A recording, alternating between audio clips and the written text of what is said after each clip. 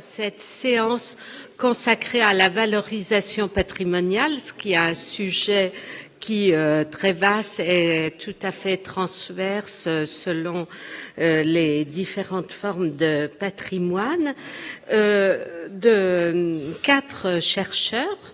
Les 2 premiers sont davantage associés, enfin les recherches des 2 premiers sont davantage associées au patrimoine naturel. Monsieur Mohamed Helal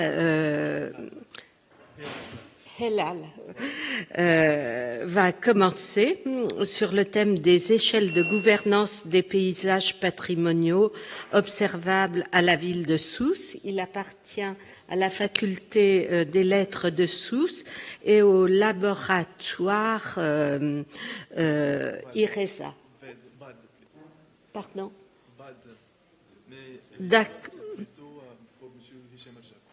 D'accord.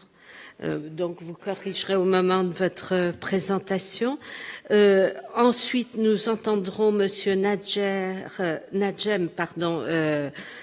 Daher sur la valorisation du patrimoine saharien. Donc on passera de l'olivier au palmier. Et puis nous changeons donc de thème avec Sonia Hamzaoui, qui se trouve au département muséographique de l'INP et qui est à la fois sociologue et nutritionniste. Et enfin, nous terminerons par une communication en géomorphologie d'Anen Dagdoug. Monsieur Helal, vous commencez. Merci Madame la Présidente. Bonjour tout le monde. Donc, vous êtes la bienvenue à Sousse puisqu'on va s'intéresser à une ville historique de Sousse et surtout que nous sommes ici dans le territoire de la ville de gouvernorat de Sousse, même si la station s'appelle Yasmin Hammamet. Peut-être on reviendra. Donc, notre intervention s'intitule « Des échelles de gouvernance de paysages patrimoniaux observables à la ville de Sousse », donc préparée par Helal Mohamed, qui est de l'université de Sousse, avec M. Hicham Rjab, sauf que nous sommes de 2 laboratoires différents, et Madame Atiya Yasmine, qui est aussi maître assistante à l'ISOP, qui appartient à l'université de Carthage. Donc, dans l'introduction de notre intervention, on va dire que la Médina de Sousse représente l'héritage médiéval de la ville de Sousse. En plus, il existe tout autour de cette Médina une ville européenne qui était créée pendant le protectorat, qui dispose encore des structures urbaines comme le parc, comme la corniche, comme le théâtre municipal, qui sont héritées de la période coloniale. Avec la Médina, donc, ce patrimoine contemporain, là on parle de la ville européenne, participe dans la construction de paysages urbains général de la ville de Sousse. Donc là on pose 2 petites questions. Quelles sont les représentations, les enjeux d'acteurs par rapport au patrimoine construit que marque le paysage urbain de la ville de Sousse? Puis la deuxième petite question, quel type de gouvernance adopte-t-il pour la réhabilitation et la valorisation de ce patrimoine matériel dans le cas de Sousse? Donc, dans ce petit plan, on voit la Médina qui est conçue selon une forme presque rectangulaire. Et jusqu'à maintenant, cette Médina de Sousse est entourée par le rempart qui est percé par 5 portes, Bab Har, Bab Jdid, Bab el-Qibli, Bab el-Fing, Bab el-Gharbi et puis Bab el-Dhahrawi.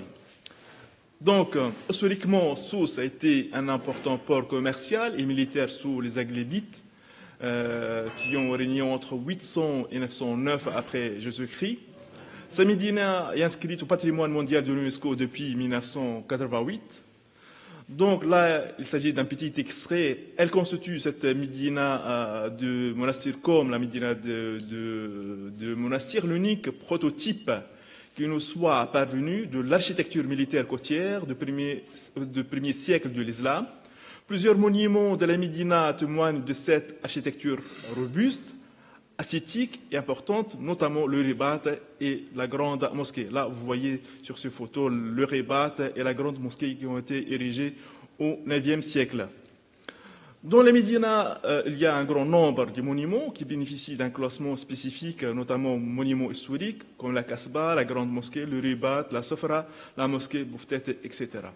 La Médina aussi est protégée par la loi 35 de 1994, relative à la protection du patrimoine archéologique, historique et art traditionnel, et par le plan d'aménagement urbain qui régit toute la ville de Sousse, le périmètre communal de Sousse, mais aussi le tissu ancien de cette ville qui est la Médina.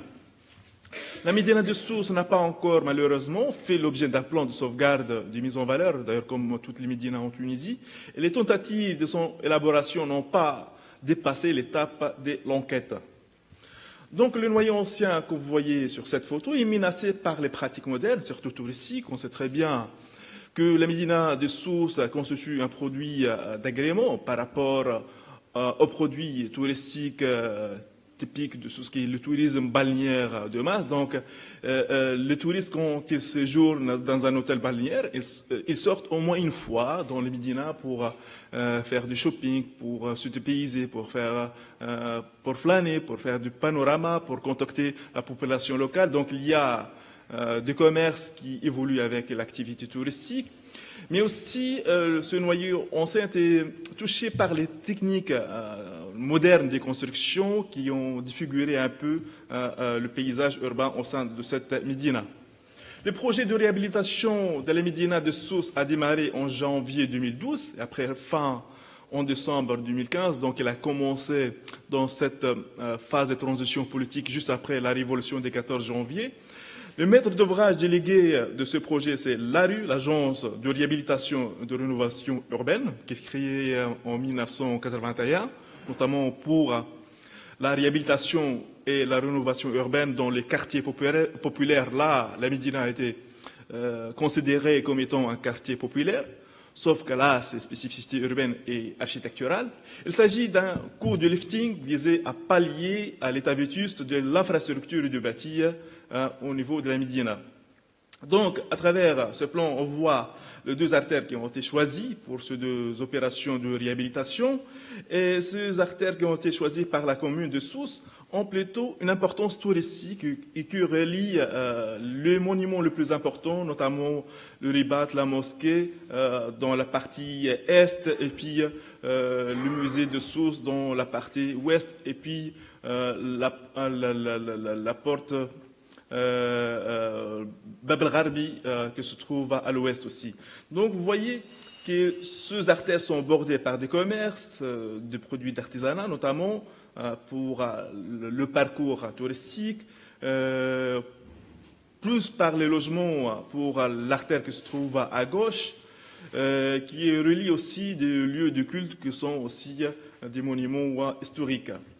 Ce projet de la rue vise à l'amélioration des conditions de vie et l'attractivité économique et touristique de la Médina, mais aussi la protection et la valorisation d'un patrimoine historique, architectural et urbanistique en péril. Le projet de réhabilitation de la Médina de Sousse s'inscrit en réalité au programme national de requalification urbaine de 4 Médinas en Tunisie, Sousse, Kérouan, Tunis et Sfax.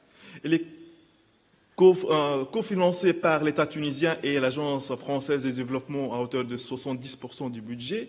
30% c'est la participation de la commune de Sousse.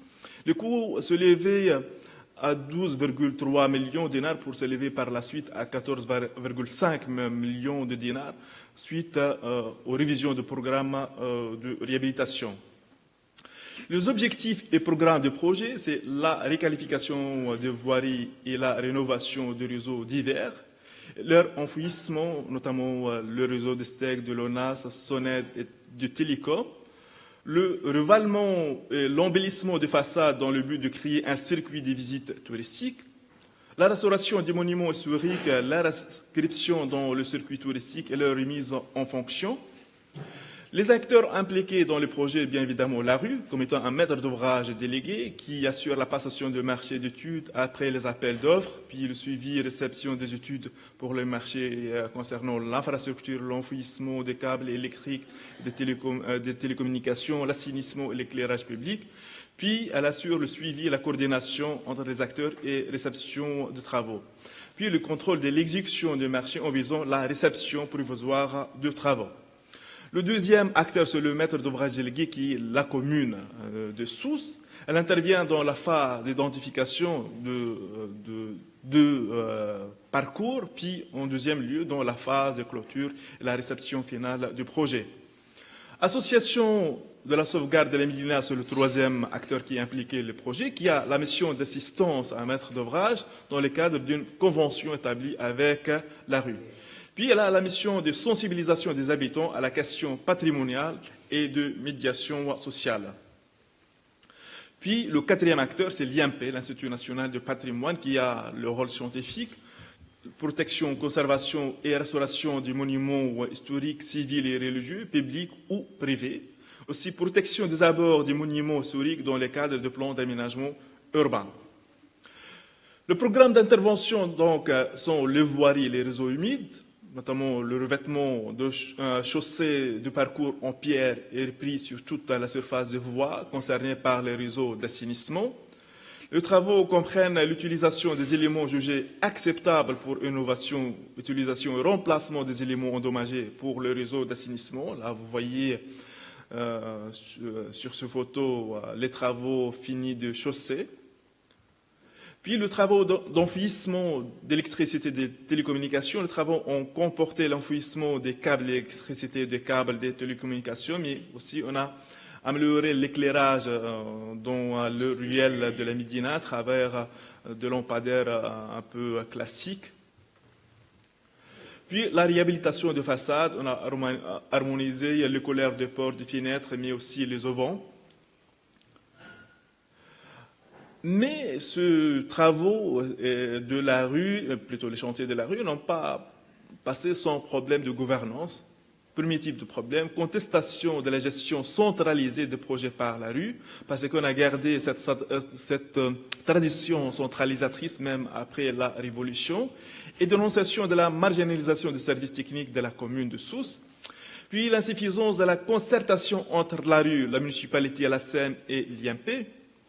Aussi, on relève quelques insuffisances techniques en rapport avec la gestion des eaux usées, qui sont très problématiques dans les noyaux anciens, un peu partout en Tunisie. Avec l'ONAS aussi, des fuites des eaux potables avec le SONED.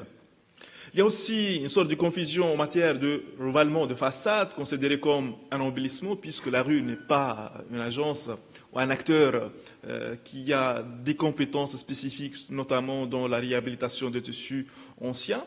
Absence de compétences nécessaires pour traiter les tissus médinales, y compris dans l'arrondissement municipal de Sousse, qui se trouve dans la Médina, l'arrondissement de Médina. Absence d'une vision stratégique sur le rôle social, économique et culturel de la Médina. Enfermement de la SEM sur elle-même, l'association de sauvegarde du Médina. Elle n'a pas pu bénéficier de la confiance des habitants, ce qui explique en quelque sorte la création d'autres associations juste après la Révolution. Notamment, on a créé cette association de Sousse Future qui a été créée notamment par des hommes d'affaires de la ville de Sousse. Cette association œuvre pour développer la ville de Sousse en une perle de la Méditerranée. Actuellement, on appelle Sousse la perle du Sahel, mais on ambitionne de transformer cette perle plutôt une nouvelle perle de la Méditerranée dans l'horizon de 2025. C'est-à-dire qu'il s'agit d'une association qui essaie en quelque sorte de faire une vision stratégique pour la ville de Sousse. À l'aide du bureau d'études, elle a pu développer une représentation de l'avenir de la ville à travers 12 projets, dont 9 projets portent sur le centre-ville de Sousse. Regardons sur ces plans. D'abord, le premier projet porte sur la Médina, en ambition de faire plutôt un cahier de charges spécifique à la Médina de Sousse.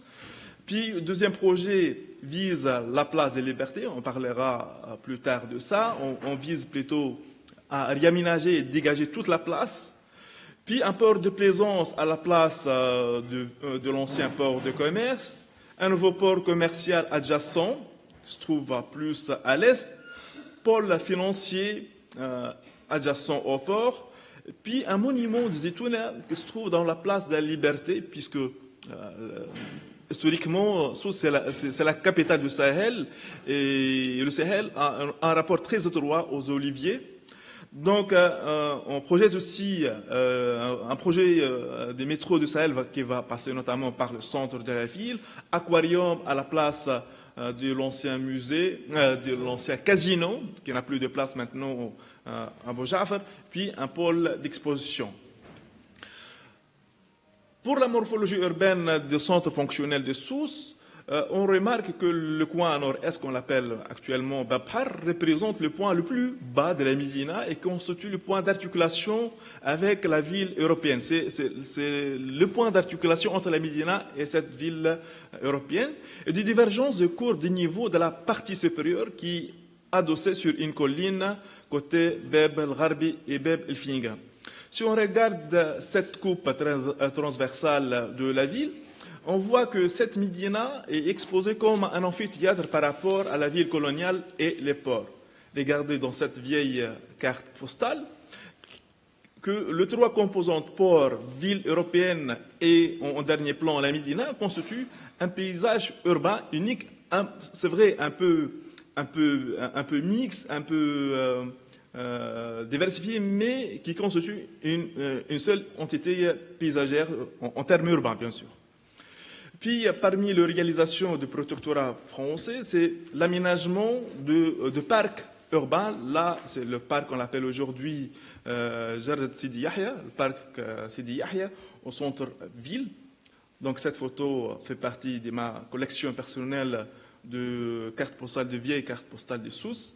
Puis là, la route de la Corniche ou la route de la mer qui est ponctuée par les palmiers, c'est un peu classique, on voit très bien le cachet méditerranéen avec le palmier.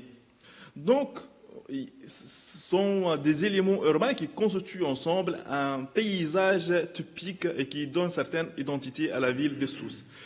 Voilà, là, le projet d'aménagement du dégagement de la place de Liberté au centre-ville de Sousse. C'est la vision de la nouvelle association Sousse Future. Donc, on prévoit le réaménagement total de la place de Liberté pour qu'elle soit totalement piétonne.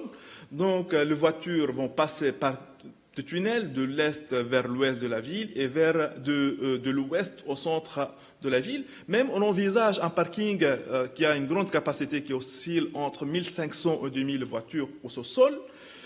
On voit au milieu le nouveau symbole de la ville, l'olivier. Pourtant, ça ne ressemble pas à un olivier.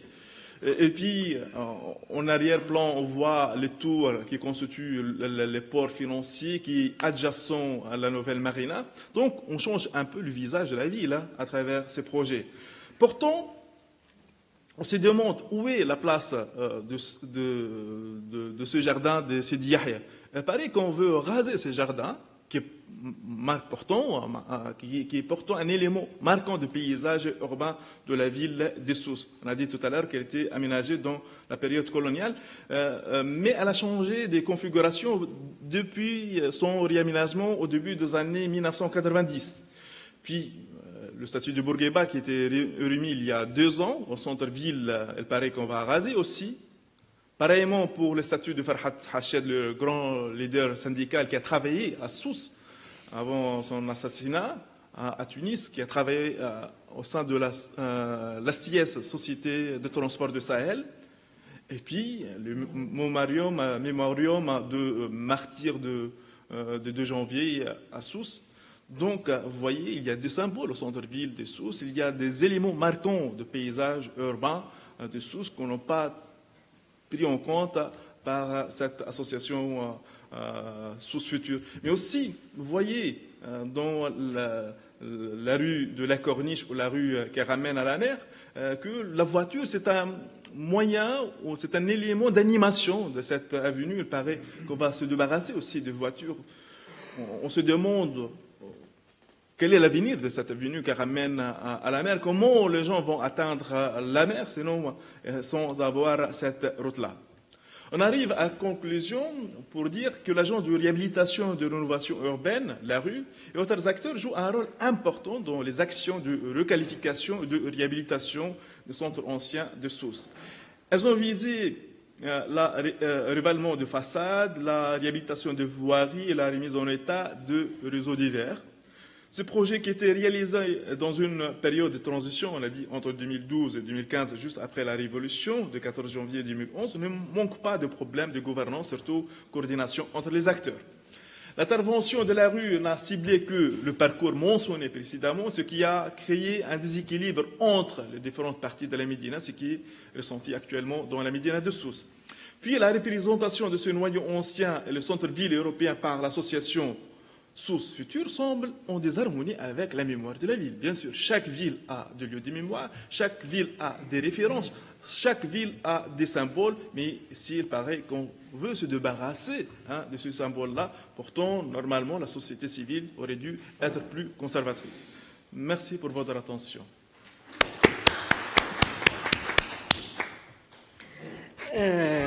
Effectivement, cette intervention est une mise en garde dont on aura l'occasion de reparler. C'est bon, celle-ci s'ouvre.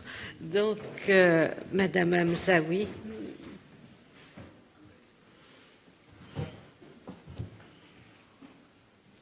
Je peux commencer? Oui, je vous en prie.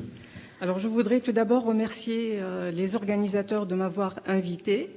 Et ce que je dirais, c'est qu'aujourd'hui, je vais intervenir en tant que nutritionniste, mais aussi en tant que sociologue et donc en tant que chargée de recherche à l'Institut national du patrimoine.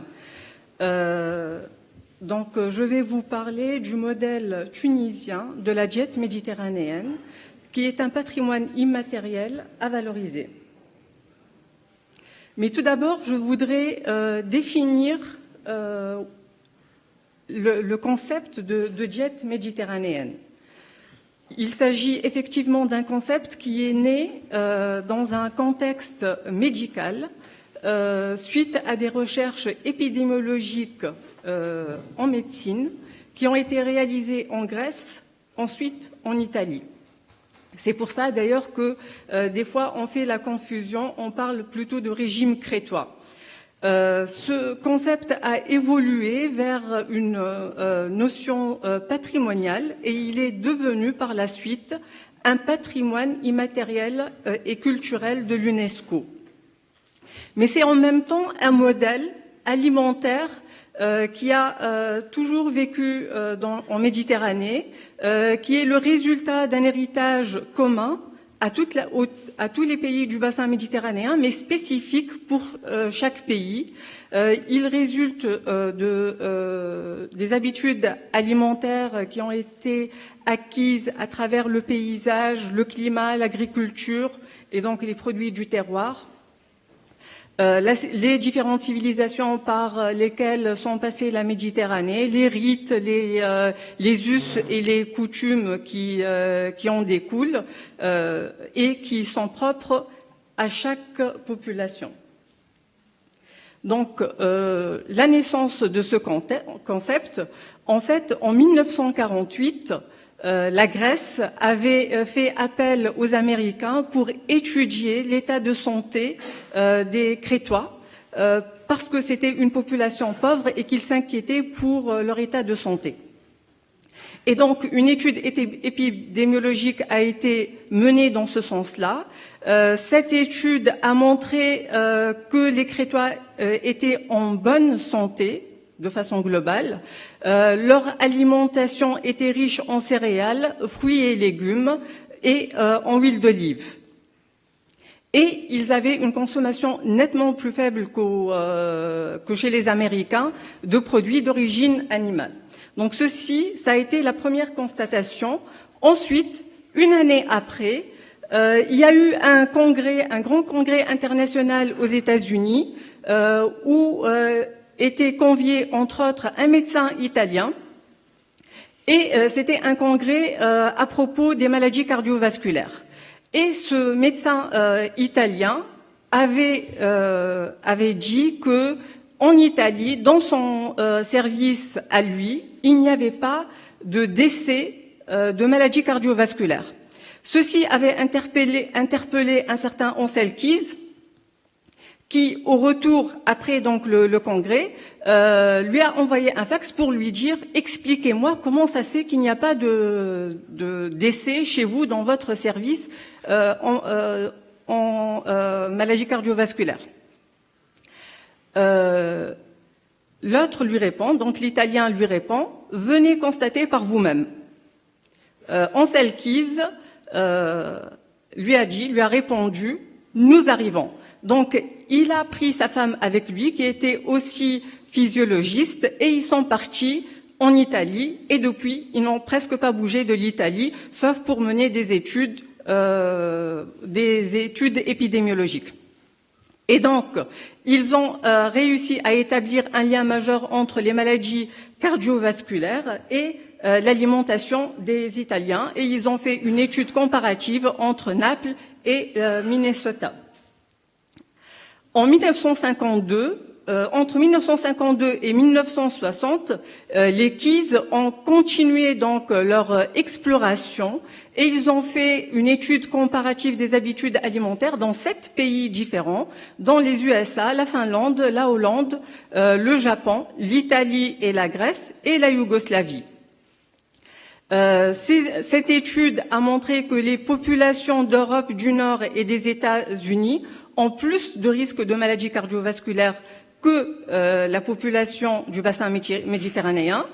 Ces risques sont liés essentiellement à une alimentation excessive, riche en acides gras saturés. Les acides gras saturés, on les retrouve surtout dans les viandes, mais aussi dans le beurre et dans d'autres aliments, alors que l'huile d'olive serait bénéfique pour la santé. Keys établit donc le lien entre les graisses d'origine animale et le cholestérol qui s'y trouve avec les maladies cardiovasculaires et il a constaté qu'il y a une mortalité avec les maladies cardiovasculaires plus importante chez les Anglais et les Américains que chez les Italiens. Donc jusqu'au début des années 60, les études médicales étaient principalement menées au sud de l'Italie et en Grèce, et plus précisément en Crète. Et on y a constaté une espérance de vie élevée, des taux faibles de maladies chroniques dégénératives, faibles aussi pour le cancer, ainsi de suite.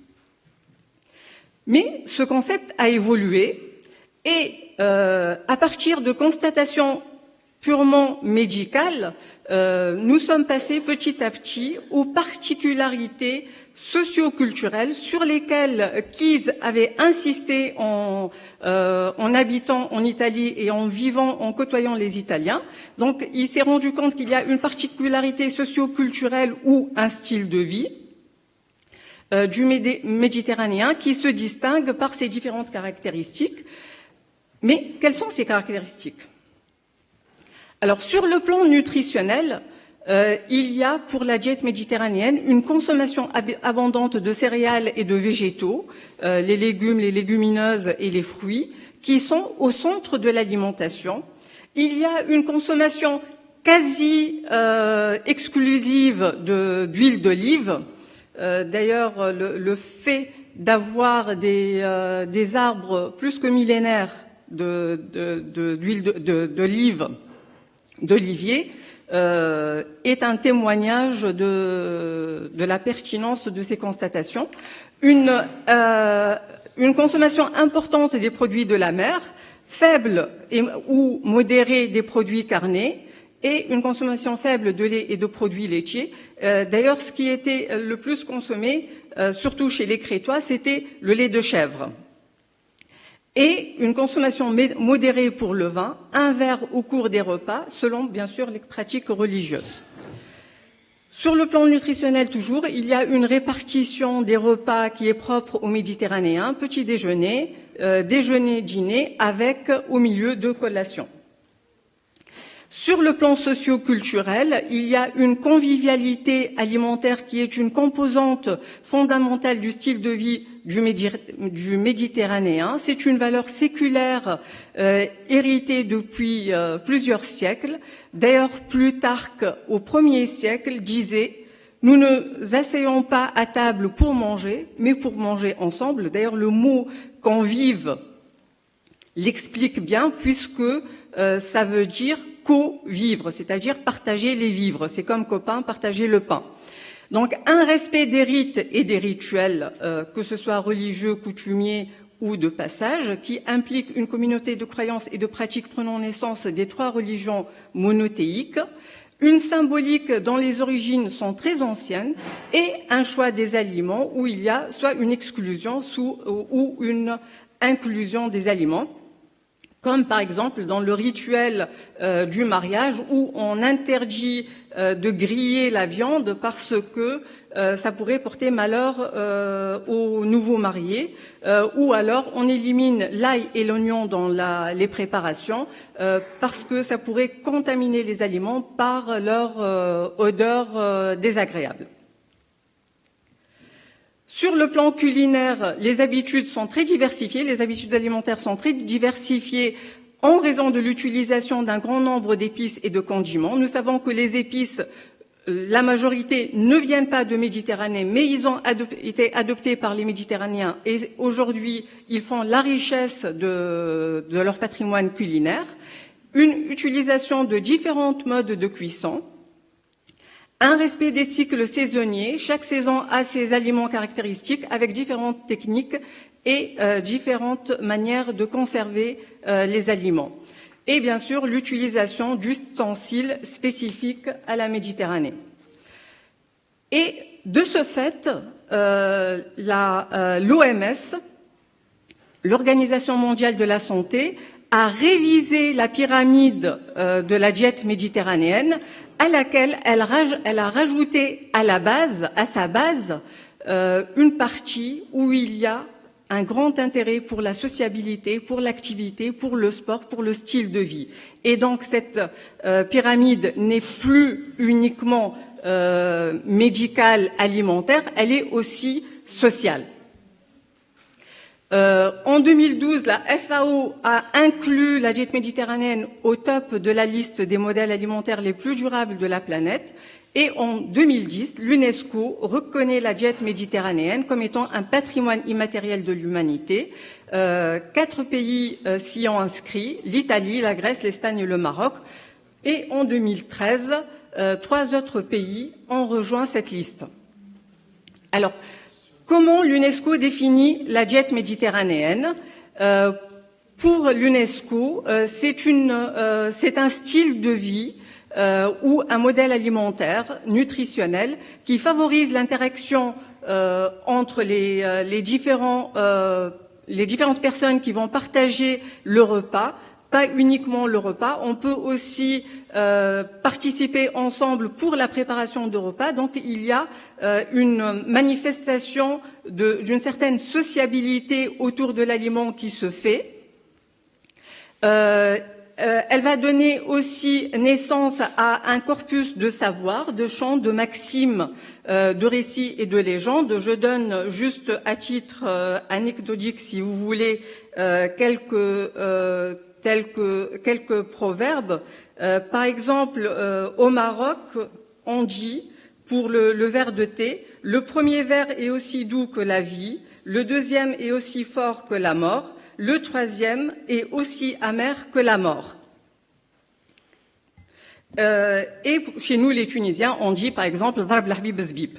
Donc, ça donne naissance à certaines manifestations patrimoniales, culturelles, etc. La diète se fonde aussi sur le respect du terroir et de la biodiversité.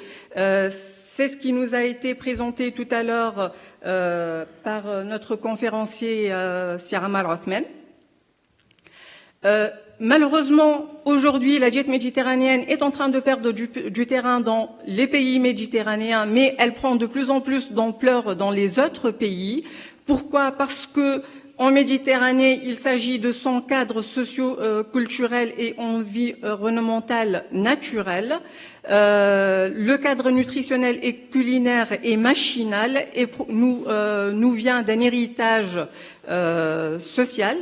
Alors que dans les pays hors Méditerranée, c'est un cadre nutritionnel et culinaire qui est importé, qu'ils vont consommer de façon consciente, pas comme nous de façon machinale, et le cadre socio-culturel et environnemental est tout à fait différent et n'est pas du tout le même qu'avec la Méditerranée. Alors, en ce qui concerne le modèle tunisien, aujourd'hui nous avons les deux modèles. Nous avons le modèle traditionnel et le modèle moderne. Le modèle traditionnel répond parfaitement aux caractéristiques de la diète méditerranéenne, alors que le modèle moderne a subi des changements qui sont dus à l'urbanisation, au travail de la femme, à la mécanisation de l'agriculture, au développement des industries agroalimentaires, à l'introduction des nouvelles technologies, au détachement progressif, bien sûr, force est de constater cela, des traditions et la modernisation de ces derniers, à la perte des savoir-faire aussi bien agricoles que culinaires et aux problèmes liés à la globalisation. Donc, en Tunisie, aujourd'hui, nous avons une cohabitation de ces deux modèles. Le modèle alimentaire traditionnel est surtout présent en milieu rural et au cours des festivités, alors que le modèle moderne est essentiellement présent en milieu urbain et dans le quotidien. Donc là, le modèle tunisien, on se demande si le modèle tunisien est encore en adéquation avec le concept de la diète méditerranéenne telle qu'elle a été décrite par Ansel Keys et est-ce qu'elle est en adéquation avec la définition de l'UNESCO? Pour la première question, non, on n'est plus en adéquation avec la diète méditerranéenne d'Ansel Keys. Pour la deuxième, oui, mais, et il y a toujours un mais, d'un côté, nous avons une acceptation de la dynamicité du patrimoine immatériel par l'UNESCO dans sa définition du patrimoine immatériel vivant. C'est ce qu'avait expliqué hier mon ami Ahmed. Et d'un autre côté, nous avons un changement, malheureusement parfois rapide, et c'est ce que l'UNESCO appelle un risque d'érosion de la diète méditerranéenne sous l'effet de la globalisation, aussi bien dans le contexte médical que socio-culturel, d'où aujourd'hui il y a une nécessité d'instaurer une politique de sauvegarde, de promotion et de valorisation de ce patrimoine immatériel. État des lieux. Aujourd'hui, malheureusement, il y a une absence d'une stratégie nationale réunissant toutes les parties concernées par la diète méditerranéenne. Mais également, il y a une présence sur le plan international de programmes tels que les programmes de la FAO, l'OMS, l'Institut de recherche et de développement, la Banque mondiale, qui œuvrent tous sur la dimension nutritionnelle de la diète méditerranéenne. Sur le plan national, il y a des actions isolées de différents partenaires potentiels ou différents acteurs, tels que l'Institut du patrimoine, l'Institut de nutrition, l'Institut de recherche et d'agronomie, le ministère du tourisme, les associations, la Chambre de commerce, les organisations, etc. Et ceux-là vont organiser, par exemple, un festival, tel que le festival des dattes, des grenades, des orangers, etc. Malheureusement, je ne généralise pas, mais c'est fréquent. Dans ce genre de festival, ce qu'il y a, c'est plutôt des démonstrations folkloriques, si vous voulez, mais pas quelque chose en rapport avec le produit du terroir étudié. Sauf peut-être pour la Psissa, donc le festival de la Psissa à Lamta, où il y a en même temps des séances scientifiques d'une série de conférences et d'un autre côté, il y a les festivités, il y a les concours de la meilleure psissa, ainsi de suite. Et il y a aussi des manifestations et des événements tels que des concours sur les produits du terroir ou tels que par exemple une manifestation qui s'appelle Saveur de Nebel. J'ai moi-même organisé avec une boîte d'événementiel et des personnes du ministère du Tourisme, nous avons organisé un événement autour de la diète méditerranéenne qui s'appelle Cook and Share Tunisia.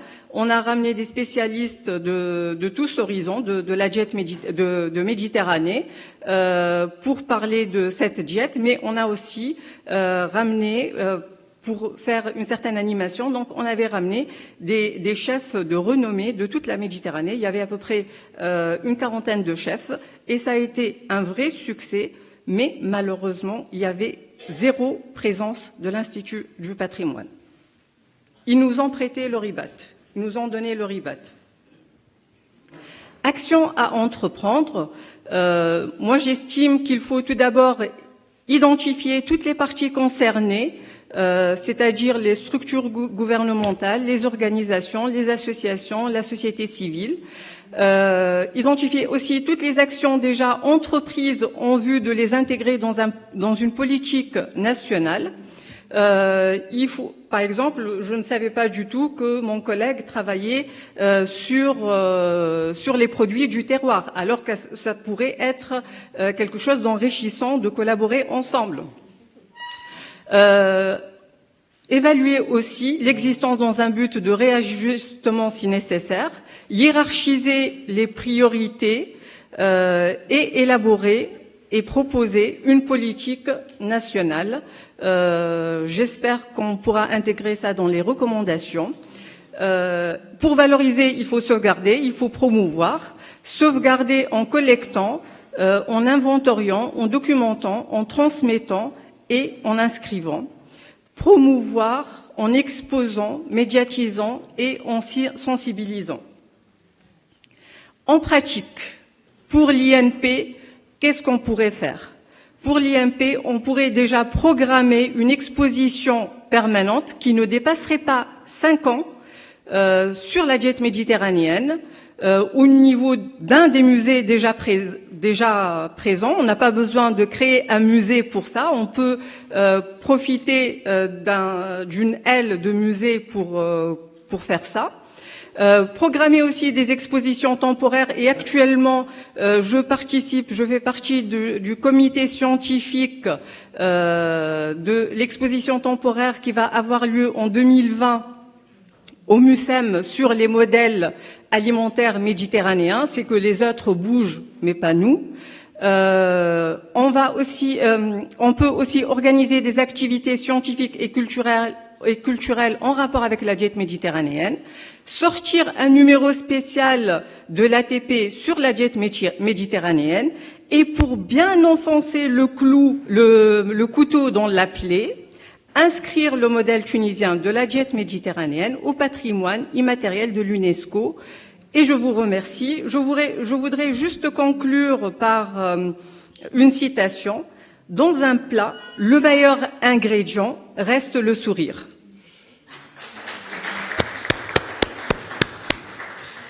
Merci beaucoup, Sonia.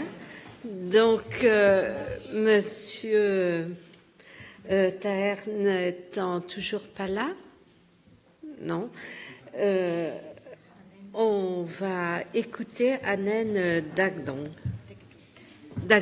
Pardon, j'ai mal lu votre nom.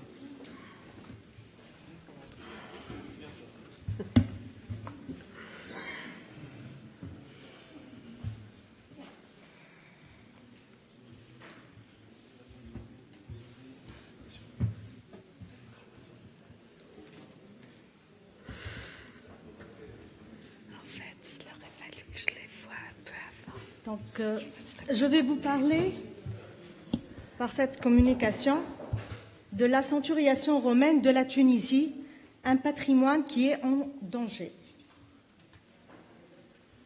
En Tunisie, l'ancien découpage territorial de la centuriation romaine était grandiose, aussi bien par son étendue que par sa rigueur.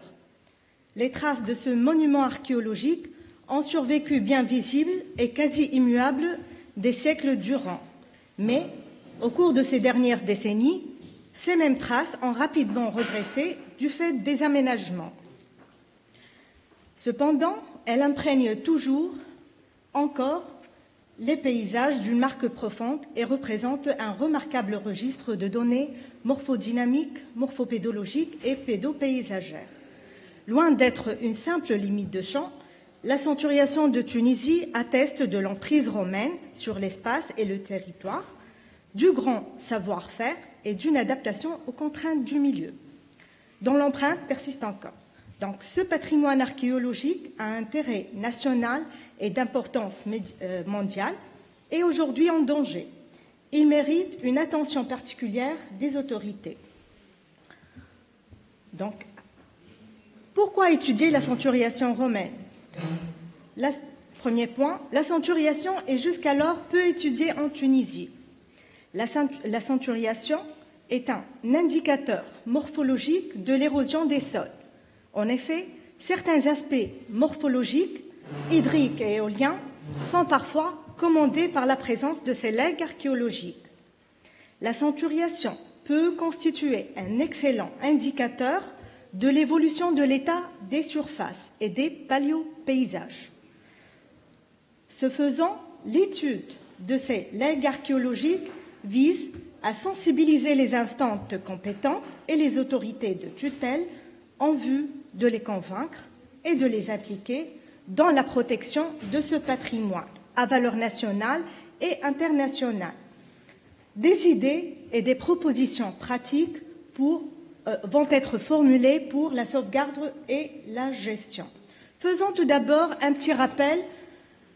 La centuriation peut être définie comme étant un découpage territorial et agricole de la période romaine, qui se présente sous forme d'une grille carrée disposée selon une orientation bien déterminée, basée sur des unités de mesure romaines. Donc, deux éléments nécessaires pour parler de la centuriation. Un, il faut avoir une structure périodique. Donc, il s'agit d'une grille composée par des centuries carrées faisant environ 710 mètres de côté et par des centurias de 71 mètres. Le deuxième élément nécessaire, une orientation homogène. Donc, en Tunisie, on reconnaît 5 groupes de centuriation. Donc, cette étude est focalisée sur les deux groupes, nord, orienté 29 degrés, et centre-est, orienté 38 degrés 30. Donc, voici à quoi correspond la grille de la centuriation. Donc, il s'agit là d'un extrait de l'atlas de centuriation romaine de la région de Sidi Bou Ali et précisément de Kandar. Donc, vous voyez indiqué en flèche en noir la centurie et la flèche en rouge indique la centuria. Il s'agit là de deux prises de vue de la centuriation. La première en haut, il s'agit d'un angle de centuriation dans la région d'Enfiva, particulièrement dans la région appelée El Gamla. La seconde prise de vue, il s'agit là d'un muret bien concret de centuriation dans la région de Bir Mcherga, au nord de la Tunisie. Malheureusement, la centuriation connaît une régression de plus en plus rapide, particulièrement en Tunisie orientale. Pour la période étudiée entre 1954 et 2008. En effet, les superficies portant les traces de centurie en Tunisie orientale se sont passées de 3390 km² à 324,5 km², soit une perte d'environ 90,5% et une réduction annuelle de l'ordre de 57 km² par an.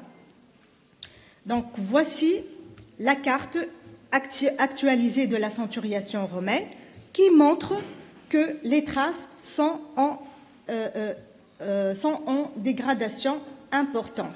Donc, cette carte a été élaborée à travers les données de l'Atlas des centuriations et actualisée selon les données les prises de vue de Google Earth, datées de 2008. La centuriation constitue également un indicateur morphologique de l'érosion. Voici devant vous un exemple parmi 8 des études diachroniques de l'évolution des traces cadastrales de l'arrière-pays du golfe de Hammamet. Donc, j'attire votre attention sur l'évolution des tracés au versant nord de Jbal Ramdan entre 1949 et 2008. À vous de noter la dégradation importante des tracés. Donc, il s'agit là, comme je l'ai dit, un exemple sur 8 de cette dégradation. Donc, l'étude des différents sites établis entre la période du 49 allant jusqu'à 2008 permet de déduire une dégradation générale avec des rythmes différents dans les différents sites étudiés. Donc, sans aller trop dans les détails, je résume les facteurs explicatifs de la dégradation de la centuriation. Selon les données disponibles qui commencent à partir des années 1949, date de la réalisation de l'Atlas des centuriations, ainsi que la prise des premières photographies aériennes allant jusqu'à 2008.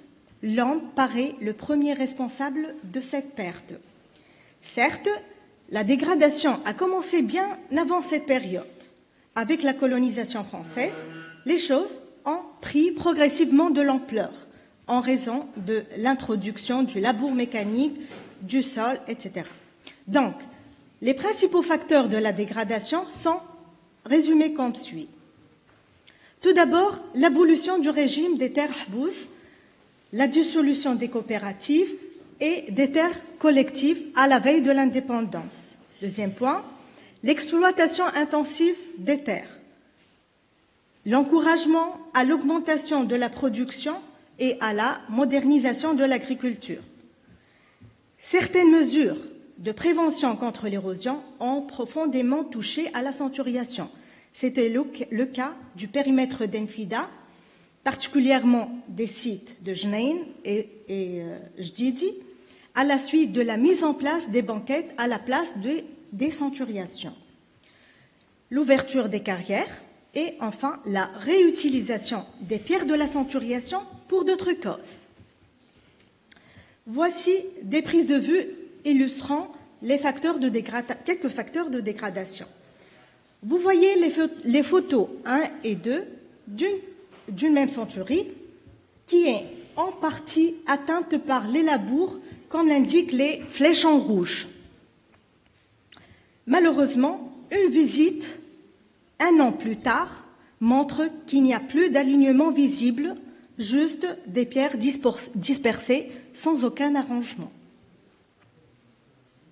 Un autre exemple de la région de Gmata, qui montre la réalisation des pierres de la croûte locale et des alignements de la centuriation pour la construction des maisons.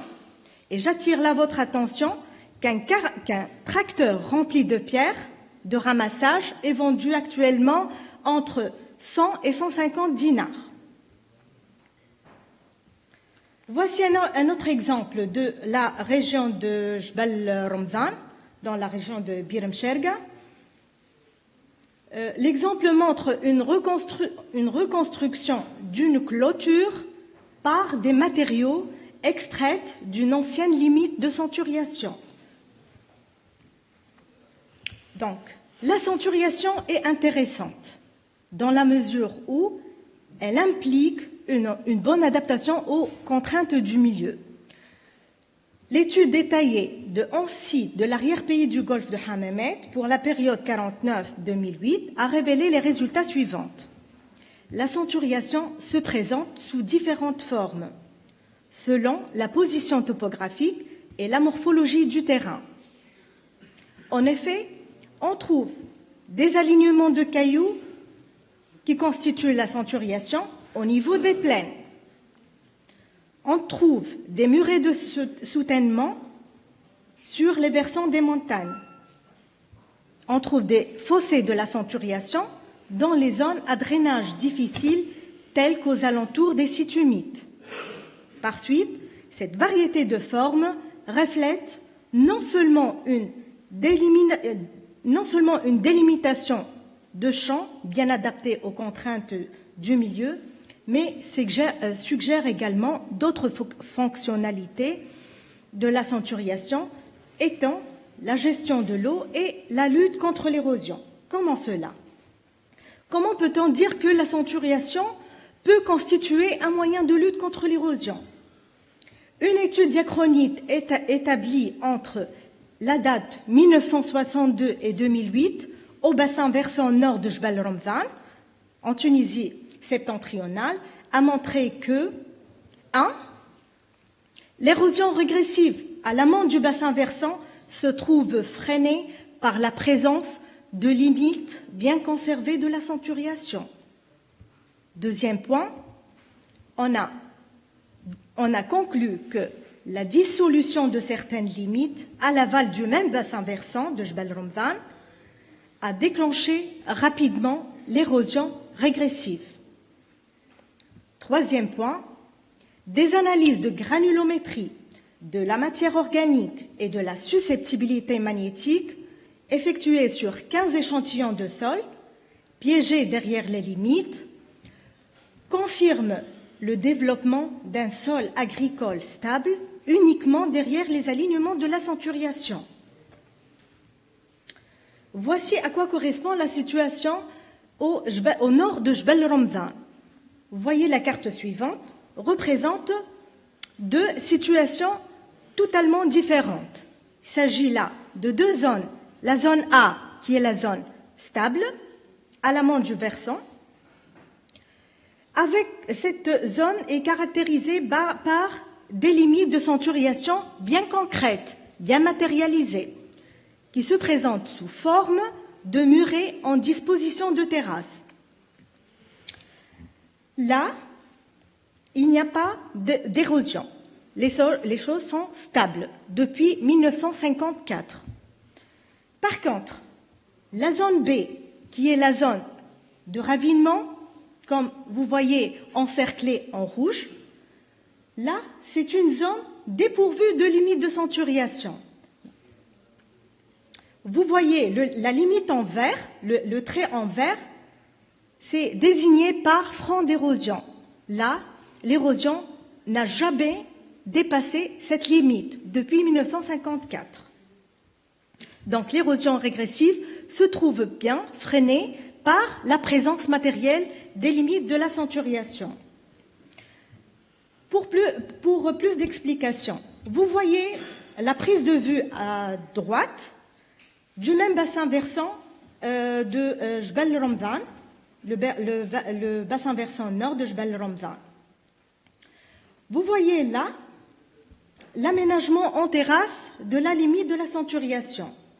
Et à vous de noter le volume des sédiments piégés qui dépassent le niveau des limites. Il s'agit là des sédiments et des sols piégés derrière les limites. Donc, cette prise de vue peut être calée selon l'exemple de la figure 2 à gauche. Qu'est-ce qu'on a? Pour plus d'explications, on a, à la suite d'un défrichement, on a un entraînement du sol. Donc, le sol se trouve piégé au premier obstacle, qui est ici l'alignement de l'accentuation. Donc, le sol ne s'entraîne pas plus loin que les limites de l'accentuation. Alors que l'exemple 3 montre que la dissolution des limites de l'accentuation suite au remembrement ou au labour mécanique entraîne l'entraînement du sol vers les bas-fonds. Donc le sol va se trouver dans les ouettes, dans les bas-fonds. Donc, si on arrive aujourd'hui à vous convaincre que l'accentuation romaine peut assurer le rôle de lutte contre l'érosion, que peut-on dire de la période romaine? Est-ce que la conservation du sol à travers l'accentuation était intentionnellement visée par les Romains? Donc, je réponds tout de suite oui, et selon le témoignage de Siculus Flaccus, qui était un ancien géomètre et écrivain romain sur l'arpentage. L'extrait qui nous intéresse est traduit du latin et disait que certains peuvent considérer les murs de terrassement comme étant des limites cadastrales, mais en réalité, poursuit Siculus Flaccus, certains bâtissent dans leur propre terre, leurs propres murs, pour soutenir et garder leur terrain contre l'érosion, lesquels murs ne peuvent pas être considérés comme étant des limites cadastrales. La centuriation peut refléter également la bonne gestion de l'eau. En effet, le réseau hydrographique décrit souvent un tracé en baïonnette conforme à la centuriation romaine. Ceci est bien révélateur d'un ancien calibrage des chenaux. La centuriation, en effet, se présente souvent sous forme de fossé dès que les pentes topographiques s'atténuent. C'est le cas des plaines à drainage difficile et des environs des sites humides. Ceci est favorable à l'évacuation des eaux de ruissellement et, bien sûr, à l'irrigation. On a une multitude d'exemples en Tunisie centre-est, tels que la plaine d'Enfida, de Sidi Bou Ali, de Boufisha, la Cheba et il y en a bien d'autres. Prenons par exemple le cas de la région de Sidi Bou Ali, précisément le cas de la région de Kandar. L'étude statistique a montré que 67% du chevelu hydrographique est conforme à la centuriation romaine. Donc, au nord de ce site, on a remarqué que plus de 50% des écoulements qui sont déjà conformes à la centuriation sont orientés aux axes des documanies qui sont représentés en rouge là.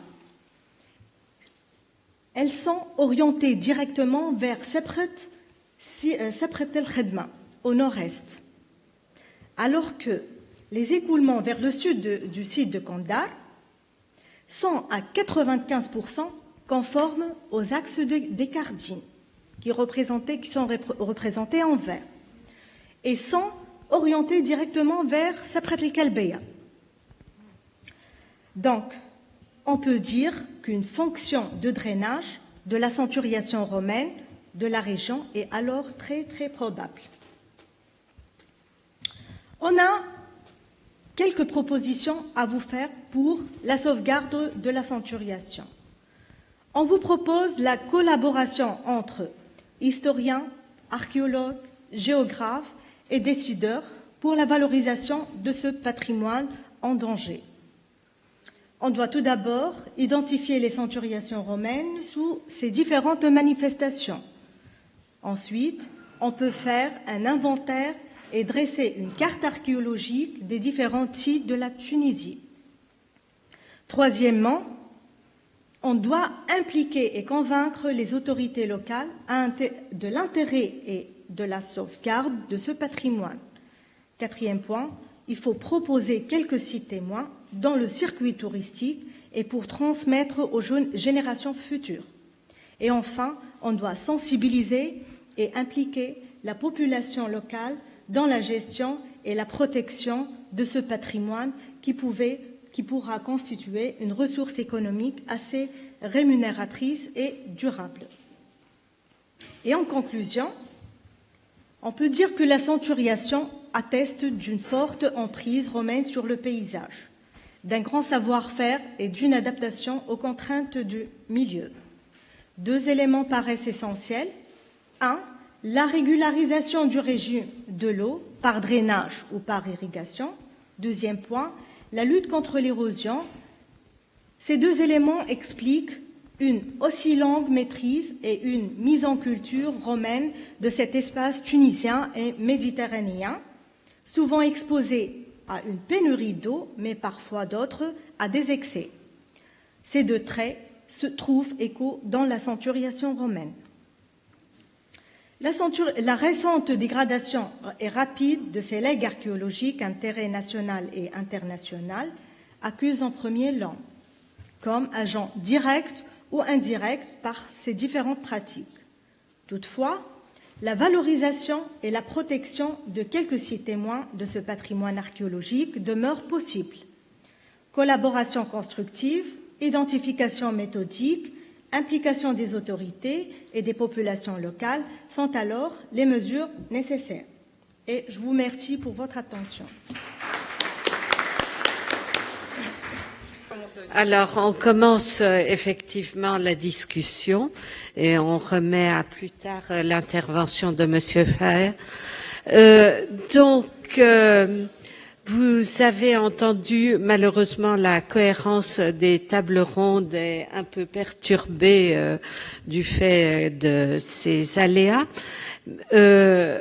Qui veut prendre la parole, parce que effectivement la communication de Monsieur Faher aurait été tout à fait dans le prolongement de celle de Monsieur Helal.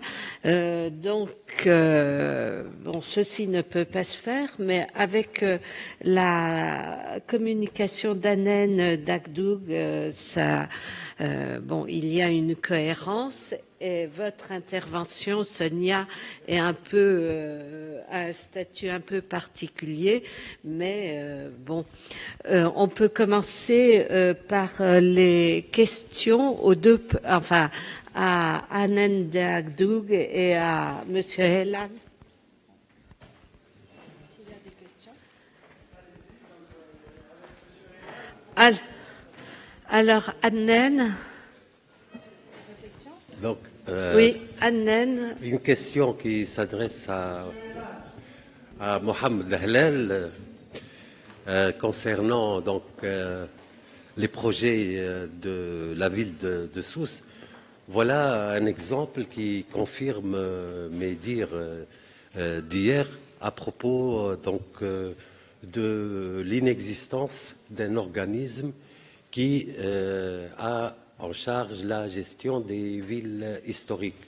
Donc la rue dont l'affectation n'a jamais été la ville historique est obligée d'intervenir parce qu'il n'y a pas, après tout, il n'y a pas autre chose. Quant à la partie, bon, c'est un coup de lifting, c'est pas grave. Quant à la partie coloniale, le projet que vous avez présenté, c'est une étude, c'est un bureau d'études apparemment qui a fait ça. C'est qui en est le commanditaire? Ça, c'est ma question. Et un dernier point, l'exemple de la Hafsia est resté un exemple isolé. C'est une expérience qui n'a jamais été reproduite, fort heureusement. Voilà.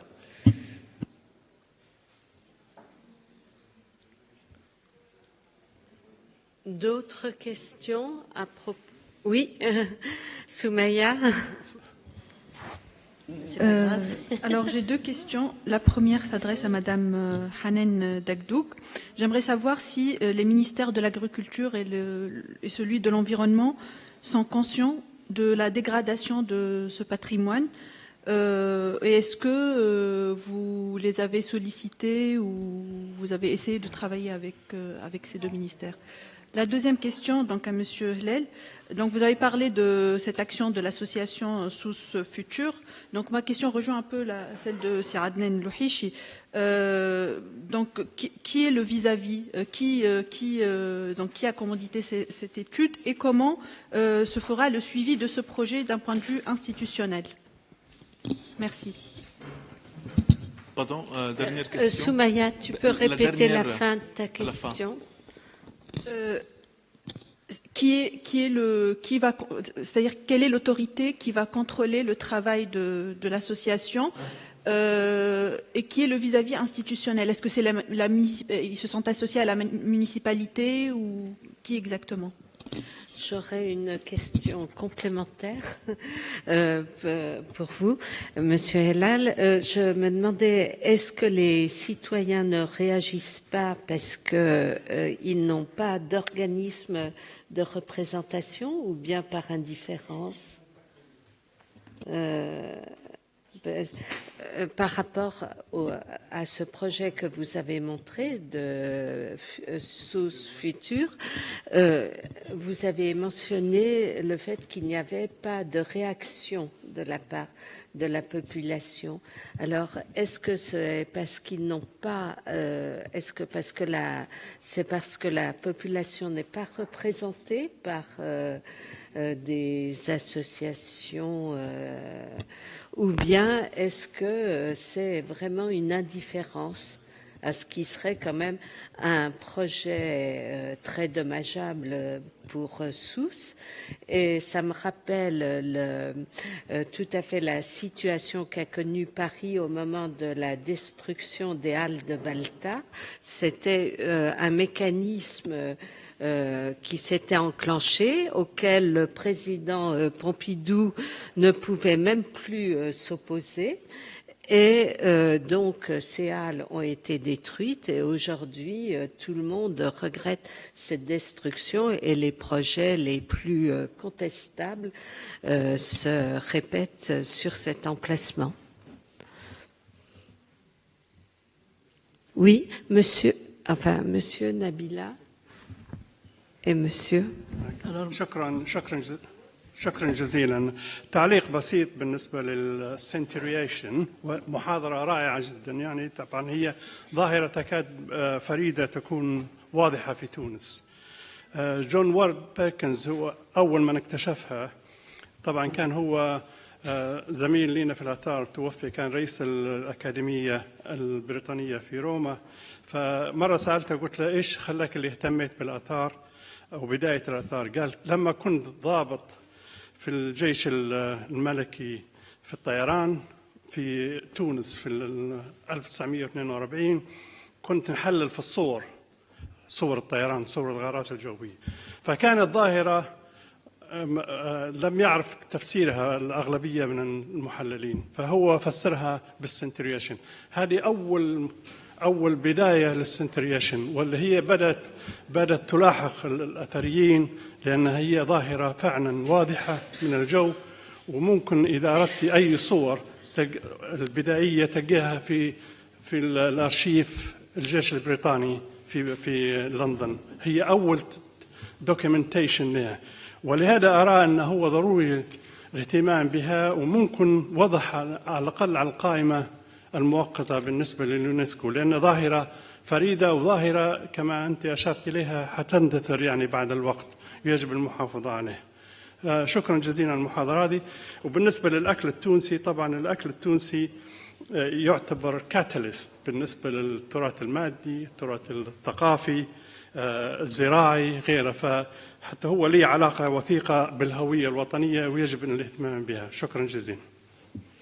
Nabila et monsieur.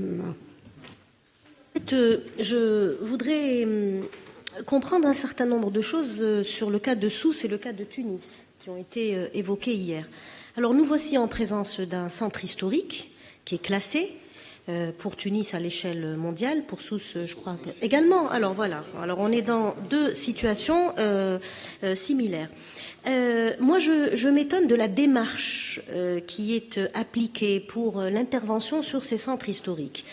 Je m'étonne d'autant plus que vous avez cette agence française de développement, en tout cas pour le cas de Sousse, qui semble être un partenaire.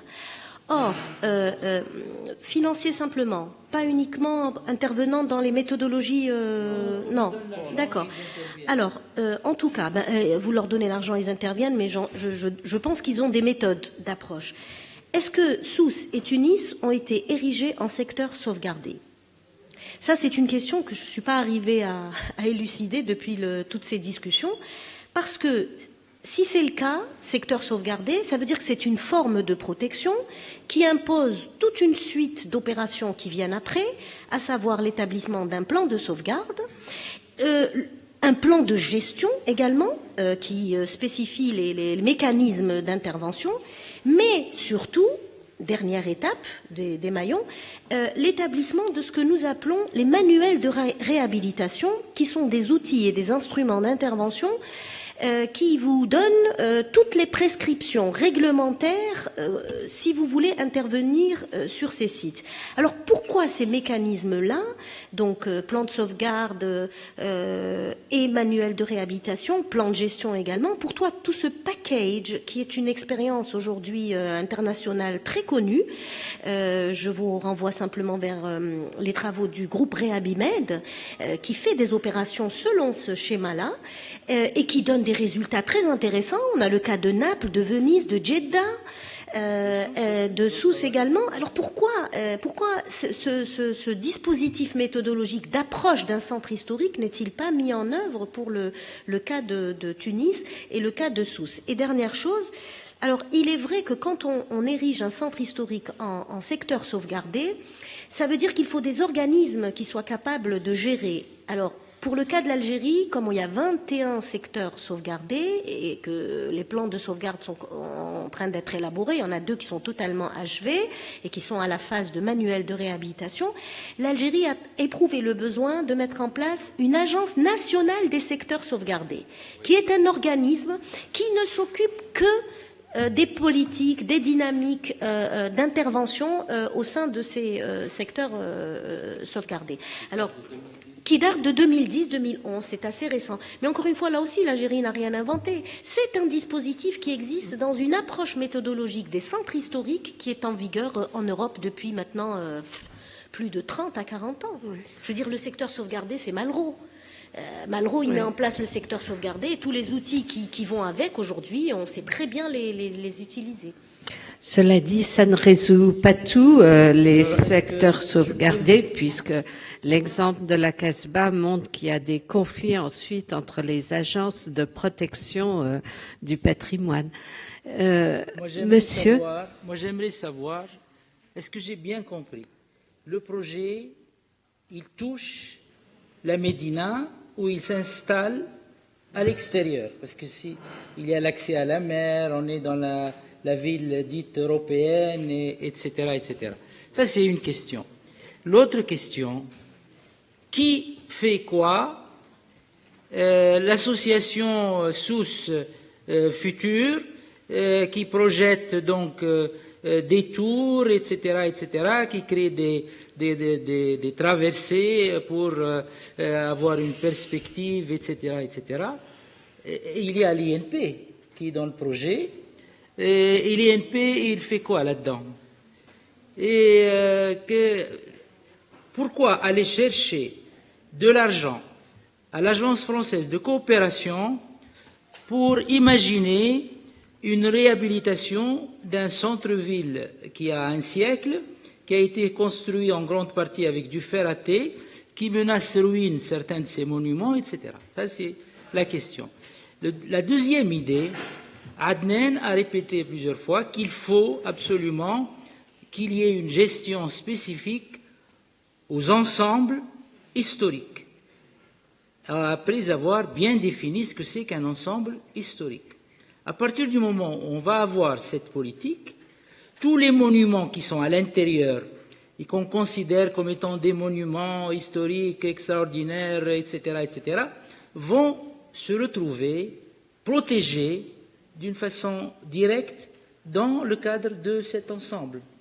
Donc il ne faudrait pas qu'on ait l'association de la Médina qui fait ceci, l'INP qui fait cela, maintenant c'est la rue qui se mêle de choses qui ne la regardent pas, et les bailleurs de fonds, pour se faire plaisir, puisque vous êtes dans le besoin, tenez, on va vous donner la possibilité de créer des zones pédestres, je ne sais pas quoi, et puis voilà, on aura contribué au développement de votre pays qui a besoin peut-être d'autre chose que de embellir les rues et créer des perspectives pour pouvoir voir la mer quand on est à 1 kilomètre ou 2.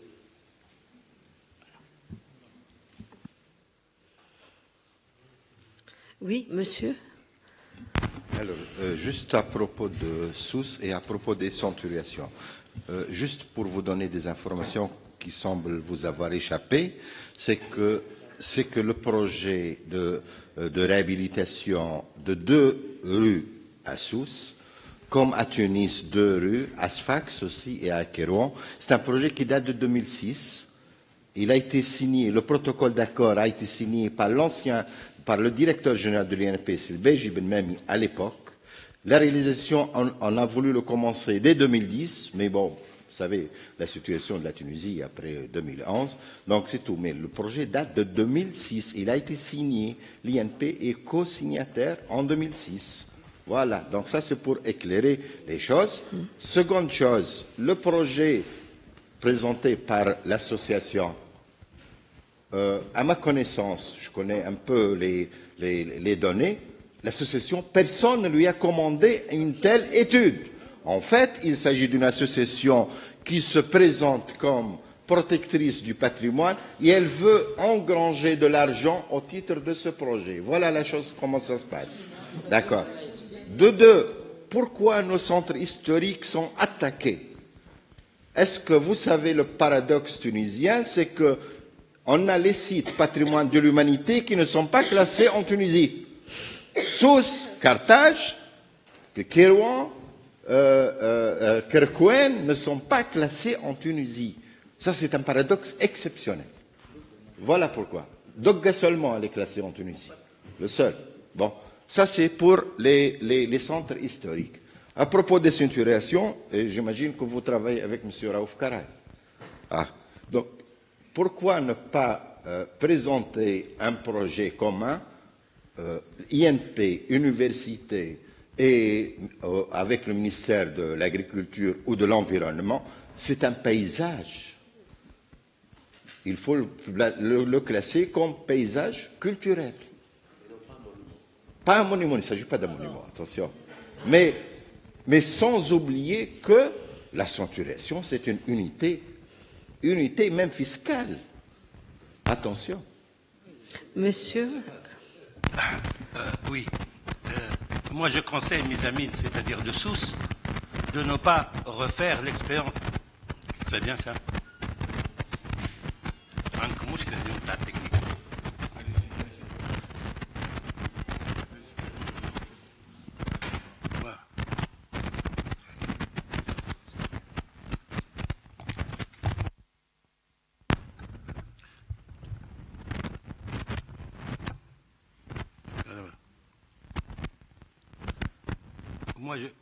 Moi, je conseille mes amis de Sousse de ne pas refaire l'expérience marsoise, c'est-à-dire de perdre l'âme de la ville. Actuellement, la Marsa, elle a perdu son âme pour les spéculateurs. C'est une ville, la Marsa, c'était une ville de dolce vita, c'est-à-dire on peut, même les gens de... maintenant, c'est-à-dire c'est la ville des spéculateurs. Premièrement. Deuxièmement, Madame, pour la dette méditerranéenne, les Tunisiens, beaucoup d'associations, municipalités sont en train d'encourager, même il y a eu beaucoup de manifestations. Il y a un fonds d'Union européenne pour la dette méditerranéenne. Aujourd'hui, à Sidi Bou Saïd, il y a une manifestation internationale sur la dette méditerranéenne, le couscous tunisien.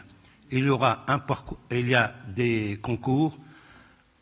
Château de Nejm Zaha et donc la grande place de Sidi Bou Saïd. On va faire, c'est-à-dire des concours. Et vous savez, on a fait le concours pour la diète méditerranéenne, le couscous tunisien au Maroc l'année dernière. C'est la Tunisie qui a eu le premier prix. Et je vous remercie, madame.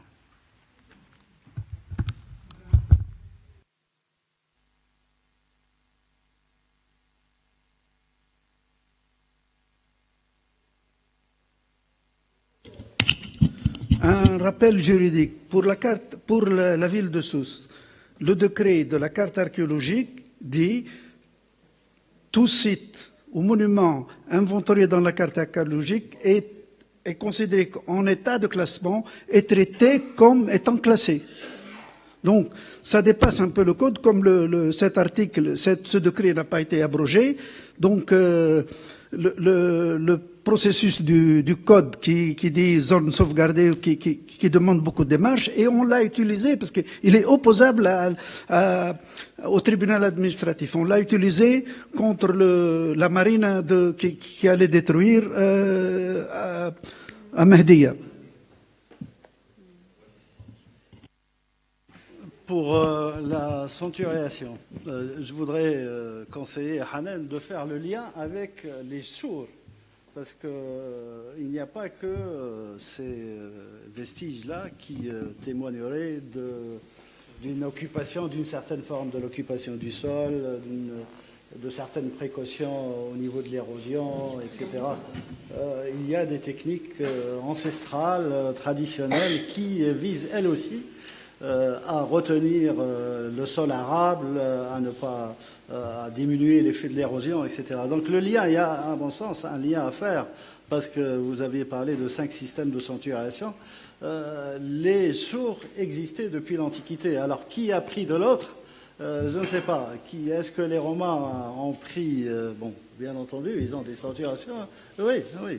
Alors il y a un lien, en tout cas, il faut soulever la question. Et puis, ça pose pour nous, donc spécialistes du patrimoine, la question, pour revenir toujours à cette histoire de politique patrimoniale, quelles sont nos urgences? Bon, parce que finalement, à vous entendre maintenant, j'ai l'impression que quelque part un peu les carottes sont cuites. 90% d'érosion qui sont en Tunisie orientale. Bon. Ça doit être pareil ailleurs, hein, moi j'imagine. Donc bon, ceci n'empêche pas qu'il faut agir, bien entendu. Alors, il se trouve que dans nos politiques, nous avions jusqu'ici privilégié un type de paysage, un type de monument, un type de site, etc. Donc nous avons quelque part été victimes d'un contexte qui a fait que nous avions privilégié ceci, cela. Bon, ça c'est toute l'histoire de notre pays, c'est toute l'histoire.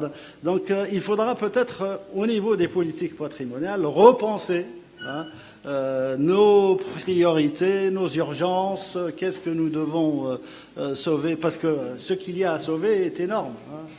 Il y a beaucoup de choses qui sont en péril. Les sanctuarisations sont en péril, en voie de disparition, il faut le dire. Bon. Mais il y a d'autres choses aussi. Bon. Pour Sousse, il ne faut pas avoir peur. Hein. C'est une association qui... oui, c'est vraiment... Bon, je n'ai pas compris pourquoi ça a été présenté, au fait. Hein. C'est une lubie d'un personnage ou de quelques-uns qui ont produit cette maquette qui fait peur, effectivement. Quand on la voit, qui remettent le train, alors qu'on est... Le train... L'histoire de Sousse a été aussi la route en sous-sol. Oui, oui, oui. Donc c'est pas pour la diète aussi. Donc j'ai jamais compris personnellement pourquoi le Maroc a inscrit avec l'Espagne, avec la France, etc. et pas nous. C'est un petit dossier parce que j'ai assisté à des réunions. On m'a expliqué les Tunisiens n'ont pas fait signe. Donc n'ont pas exprimé leur volonté il suffit de rien du tout. Je n'ai jamais compris cela. Donc ça, le message est adressé aux responsables. Donc peut-être qu'Ahmed maintenant va faire activer les choses. Bon, voilà, merci. Alors, on laisse un peu de temps à Monsieur Helal et aux intervenantes. Ça marche maintenant?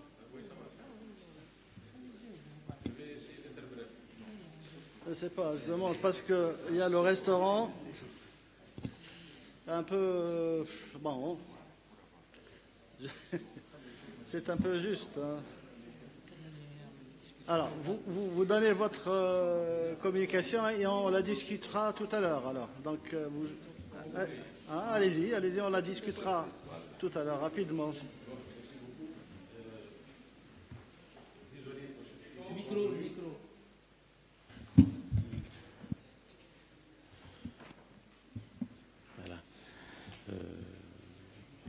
En fait, lorsque dans un pays à faibles ressources économiques et au passé important, on entend parler des piliers de développement et des moteurs de développement, le patrimoine et le tourisme figurent en bonne place. Le débat, en fait, entre patrimoine et tourisme n'est pas nouveau. Il existe, il anime depuis quelques décennies le présent du patrimoine et le futur du tourisme. Ma présentation, ma communication intitulée « Valorisation du patrimoine saharien par le tourisme » essaie d'interroger cette relation qui est multiple, prégnante et parfois conflictuelle du tourisme au patrimoine et à la culture. Nous avons donc voulu aborder en premier lieu les questions de valorisation du patrimoine avec les instruments que nous offrait un petit peu une lecture ou la grille de lecture et d'observation en termes d'aménités culturelles et de ressources naturelles localisées au Sahara. D'interroger dans un deuxième lieu les actions de valorisation qui sont marquées par une sorte de conflit et d'antagonisme entre une prise de conscience du développement touristique du patrimoine et un comportement souvent mercantile. Dans un dernier lieu, je vais présenter quelques nouvelles initiatives plutôt citoyennes de valorisation du patrimoine et de sa promotion qui essaient un petit peu de réconcilier un développement durable des territoires et des aménités des territoires et bien entendu un petit peu profiter de la présence du tourisme. L'augmentation en fait de la fréquentation touristique dans ces villes sahariennes réputées pour leur culture, leur tradition et leur patrimoine architectural et aussi leur patrimoine immatériel très particulier, dans ces espaces le tourisme a provoqué depuis quelques années un effort réflexif autour de la notion du patrimoine destiné à systématiser l'offre touristique et à promouvoir un développement local dans ces territoires. Aujourd'hui, le tourisme et le patrimoine dans ces espaces sont des réalités qui marquent profondément les paysages, les activités économiques et culturelles et même le mouvement des populations. Les villes sahariennes, avec leur centre historique empreint d'une forte tradition culturelle, sont aussi définies par leur situation entre deux grandes entités paysagères, l'oasis et l'espace désertique. Cela a constitué un atout majeur pour le développement du projet de leur valorisation et la création d'un nouveau ou bien de nouveaux produits touristiques susceptibles de contribuer à la compétitivité de ces territoires plutôt marginalisés. Voilà. En fait, les atouts et le modèle touristique classique fordiste, fondé sur des pratiques touristiques peu diversifiées et où la dimension relationnelle avec le territoire visité est faible, est en train d'évoluer vers des modèles d'organisation touristique non standardisés et caractérisés par une montée des produits plus humanisés et se basant sur le relationnel et la population et le contact avec la population locale. L'enjeu donc devient d'inventer localement de nouveaux usages du territoire dans l'espoir d'y attirer des investisseurs, des consommateurs, des touristes et même de nouveaux résidents. Ainsi, la mise en tourisme peut se présenter comme une opportunité de développement. La participation, c'est ainsi qu'elle s'est présentée en fait comme une opportunité de développement. La participation du tourisme à la révélation des ressources patrimoniales locales a débouché sur leur valorisation directe par des pratiques, des produits et des services porteurs de représentation de la destination et déclencheurs du développement. En fait, en réalité, le tourisme qui a besoin de la culture, souvent besoin de la culture, surtout ces derniers temps, peut paradoxalement engendrer la destruction de cette dernière, surtout lorsqu'il s'agit d'un produit fragile dans un territoire encore beaucoup plus fragile. Donc la valorisation du patrimoine qui s'inscrit de plus en plus dans une démarche produit laisse penser que cette action risque d'aboutir à sa banalisation et à sa folklorisation. En effet, la touristification est à l'œuvre dans de multiples recodages de l'urbain. On le voit même dans les espaces où qui n'ont pas vraiment des ressources patrimoniales importantes. Elle a conduit à modifier le regard sur les villes et a fait émerger de nouvelles formes urbaines. La survie du patrimoine, c'est vrai que, moi je suis partisan de l'avis qui dit que la survie du patrimoine, sa pérennisation, sa transmission à des générations futures dépendent de son intégration dans la société actuelle et sa protection dépend également pour beaucoup de son occupation, de sa fonctionnalité et de son rôle dans la société. Ça peut faire beaucoup de débats, comme ça, comment on va le protéger, etc. C'est ce que nous avons vu hier et aujourd'hui matin. Donc la mise en tourisme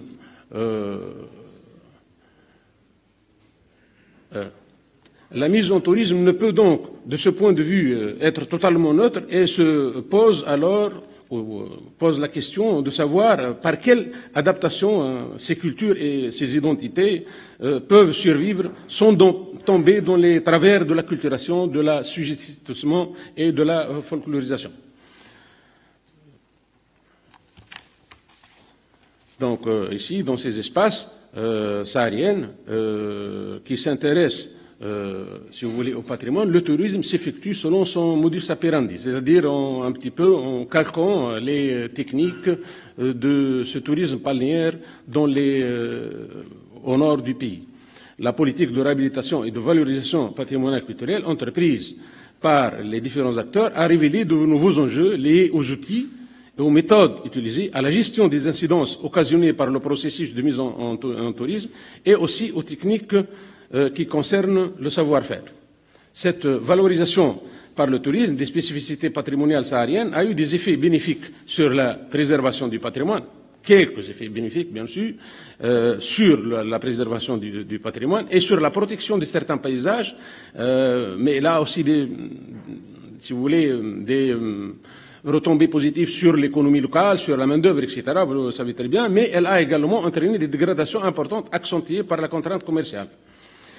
Certaines manœuvres des acteurs locaux qui ne correspondent pas à l'identité locale, tout en tentant de répondre aux représentations touristiques, mènent parfois à une folklorisation du patrimoine, soit dans l'application des matériaux qui ne correspondent pas au statut de l'édifice et insensibles aux valeurs historiques du bâti, soit également en modifiant les structures et les textures de base et en corrigeant imparfaitement les défectuosités de l'architecture originelle. Soit aussi en donnant à certains ensembles patrimoniaux une fonction inconvenable, c'est-à-dire une transformation architecturale qui tourne le dos à l'identité du lieu. Vous voyez ici, si vous voulez, si vous voulez, l'espace traditionnel et des fonctions contemporaines dans le quartier où l'Edlhed Fatoz. Un développement donc du tourisme au Sahara qui est peu contrôlé, qui s'effectue au détriment d'un environnement et d'une société fragile.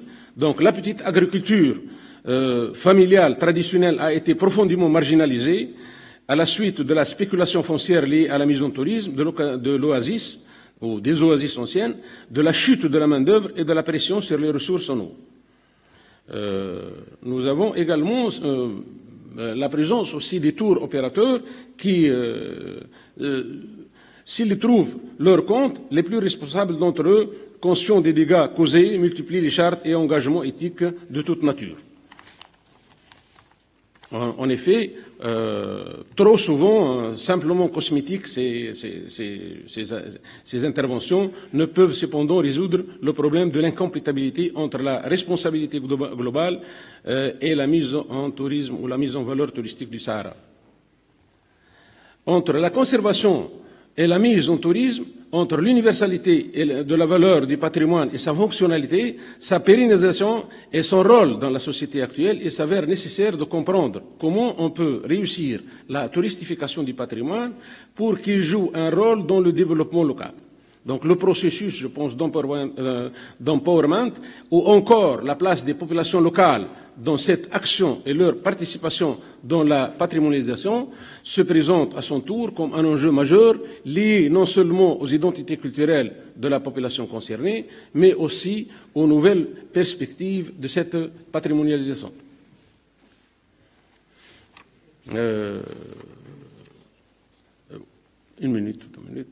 Aujourd'hui, on assiste à l'émergence de nouvelles pratiques basées sur des formes de valorisation patrimoniale des ressources sahariennes et oasiennes marquées par l'orientation de la demande vers une consommation plus authentique, plus douce et porteuse de plus de sens.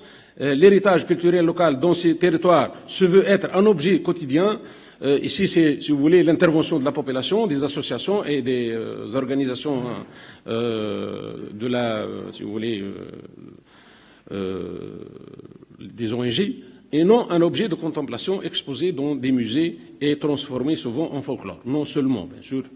L'émergence de ces nouvelles initiatives de valorisation s'inscrit dans cette dynamique de diversification des activités de l'espace local, quelques dynamiques territoriales locales portées par des acteurs individuels et associatifs qui essayent de promouvoir une activité touristique appropriée, respectueuse de l'écosystème et génératrice de revenus localisés. On peut revenir voir quelles sont si vous voulez, ces initiatives. Donc, grâce à l'implication citoyenne de certains, si vous voulez, sur certains sites, non seulement préservés et réhabilités, ces sites, on a essayé de préserver certains sites, mais également enrichis par de nouvelles mobilités touristiques, commerciales et de loisirs. Certaines aménités culturelles et environnementales dans cette région peuvent se présenter, si vous voulez, comme support d'un processus de transmission générationnelle de pratiques sociales et de savoir-faire local. Malgré ces dynamiques territoriales locales, le tourisme saharien et oasien ne semble pas, à ce jour, être en mesure d'assurer la durabilité de ces écosystèmes devant l'absence d'une stratégie publique en faveur de ces nouvelles dynamiques touristiques. Pour conclure, donc, certaines actions de valorisation par le tourisme du patrimoine saharien sont encore en germe et ont besoin de soutien, d'accompagnement et surtout d'un environnement politique et sécuritaire encourageant. Le besoin de l'empowerment ou du renforcement des capacités par la formation et le financement s'avère nécessaire à travers une stratégie de tourisme durable où le spatial autant que l'humain, l'économique et l'environnemental sont pris en considération. Enfin, la valorisation par le tourisme des aménités patrimoniales et environnementales dans ces espaces sahariens fragiles et vulnérables amène à repenser les considérations environnementales et humaines qui sont aussi importantes que les variables de rentabilité et qui devraient être au centre de toute réflexion sur le développement touristique territorial. Merci beaucoup pour votre patience. Merci beaucoup. Voilà. Dommage que nous ayons dû réduire un peu le temps de la communication. Donc, je crois comprendre. Tout à fait.